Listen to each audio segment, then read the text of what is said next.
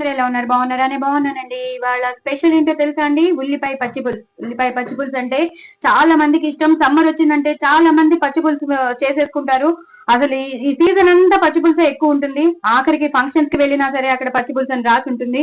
So పచ్చి పులుసు అనేది కామన్ గా చేసుకుంటున్నారు.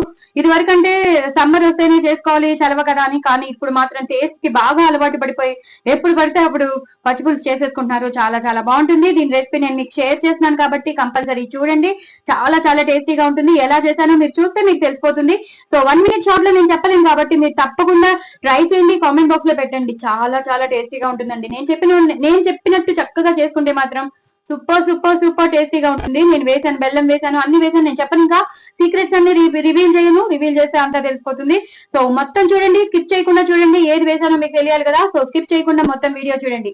చాలా చాలా టేస్టీగా ఉండే ఉల్లిపాయ పచ్చి పులుసు చాలా చాలా బాగుంటుంది. సమ్మర్ లో అయితే సూపర్ అండి. చాలా మంచిది. పిల్లలకి కానీ పెద్దవాళ్ళకి కానీ అందరికీ మంచిది. చేసుకోండి, ఎంజాయ్ చేయండి. నా ఛానల్ మాత్రం సబ్స్క్రైబ్ చేసుకోవడం అస్సలు మర్చిపోదు. సబ్స్క్రైబ్ చేసుకోండి, నలుగురికి షేర్ చేయండి, సపోర్ట్ చేయండి. బట్ చేసుకోండి, ఎంజాయ్ చేయండి. నా ఛానల్ మాత్రం సబ్స్క్రైబ్ చేసుకోవడం మర్చిపోవద్దు. బాయ్ అండి.